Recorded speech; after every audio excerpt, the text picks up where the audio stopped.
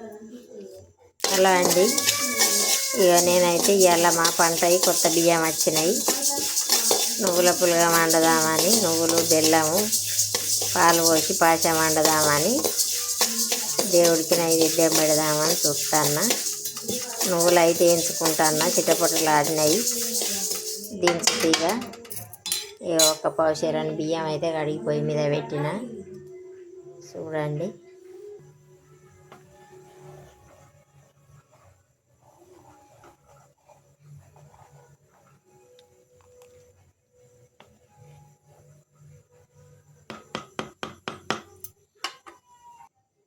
ఒక 4 ఇలాచీలు,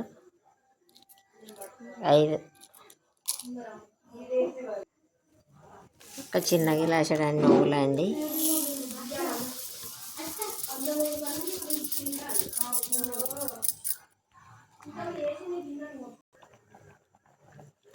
కొన్ని పాలు,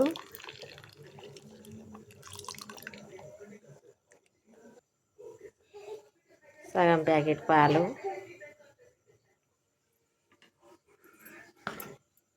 అలా అండి. ఇక బెల్లం కూడా వేసిన, అన్నం మెత్తగా ఉడికింది.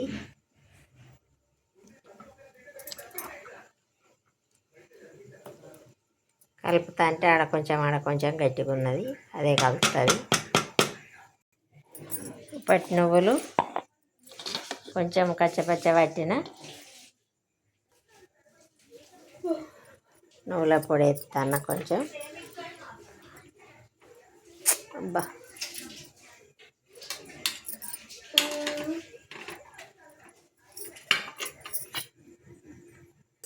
కొంచెం అంతా కుడక పౌడర్ అండి.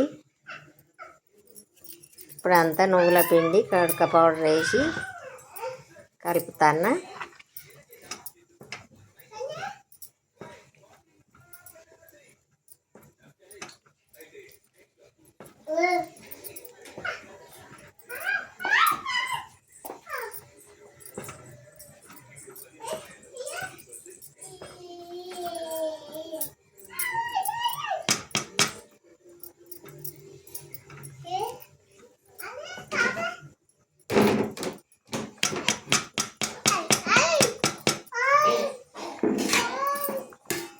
ఇప్పుడు మూత పెట్టుకుందాం, సిమ్లో పెట్టి.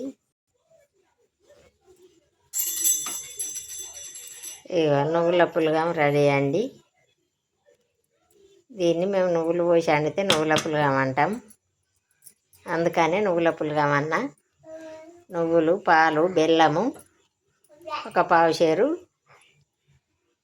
బియ్యం, ఒక చిన్న చాయ్ గిలాసడు నువ్వులు, ఒక కుడక మందం కుడక పౌడరు, ఒక 5 ఇలాచీలు,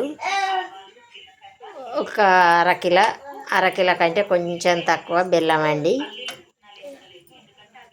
ఇగో అన్నం అయితే అయింది.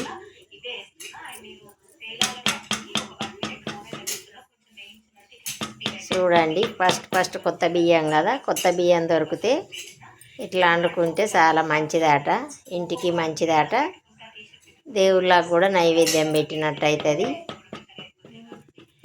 అందుకని ఫస్ట్ మనం కొత్త బియ్యం కొనుకొచ్చుకున్నాక, నేనైతే ఎవరు ఇంట్లో నెమ్మదిగా తింటారో అన్నము నెమ్మదిగా తినేటోళ్ళకు మాత్రమే పెడతానండి. గబగబ తినేటోళ్ళకు పెట్ట. కొత్త బియ్యం ఎప్పుడు కొన్నా కూడా, మా పంట వచ్చినా కూడా, ఎందుకంటే నెమ్మదిగా తినేటోళ్ళకు పెడితే సంవత్సరం అంతా బియ్యం ఆగేస్తాయి అంటారు.